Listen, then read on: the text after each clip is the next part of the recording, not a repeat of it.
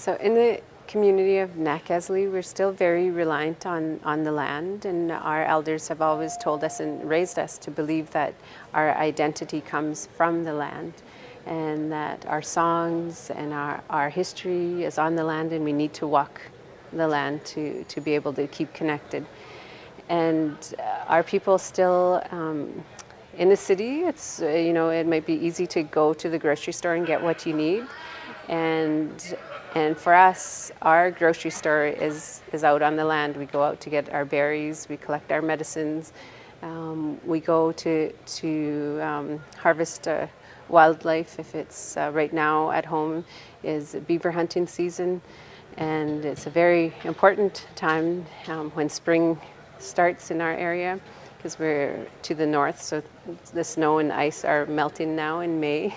So we are very reliant on what the land provides for us, and we appreciate and respect what is there for us to harvest so that we could feed our families.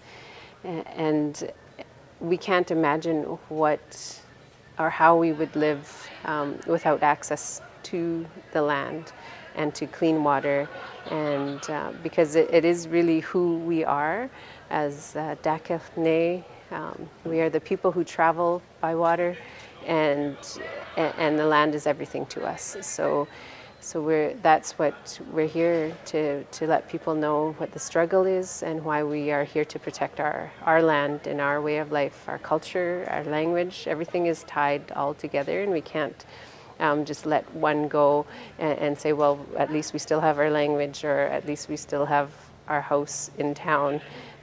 We still rely on our traditional territories to sustain our families.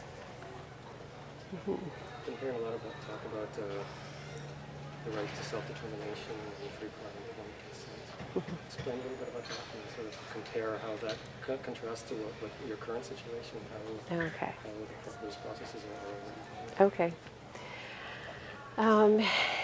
For a lot of the discussion at the UN and at government tables is around free, prior, and informed consent, and I feel why this is important for communities is that who best to know what should happen in certain areas than the people who have been there for generations and generations. Decisions for projects to go ahead shouldn't be made by somebody in Ottawa or somebody in Vancouver or Victoria, because it's the people that live in the territories that are going to be impacted and left with whatever remains after a mine is closed, or after the forest is cut, or after a natural gas line is put in. So our community really feels that we are in the best position to make a plan and to do land use planning for our area. There might be areas that we would consider for development, but that's our decision to make. It's not somebody else.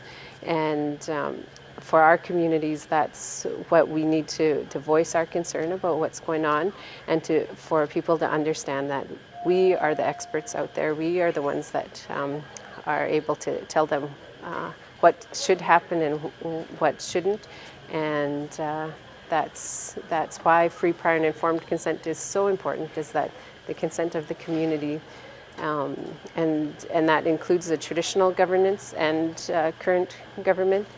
We are the ones that have to come together and do that properly so that our communities are informed when they make these decisions.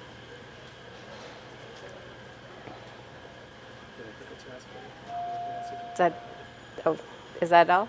We're done?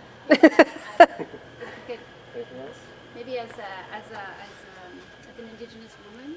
Okay. Why I'm here? Why you're here. Okay. Okay.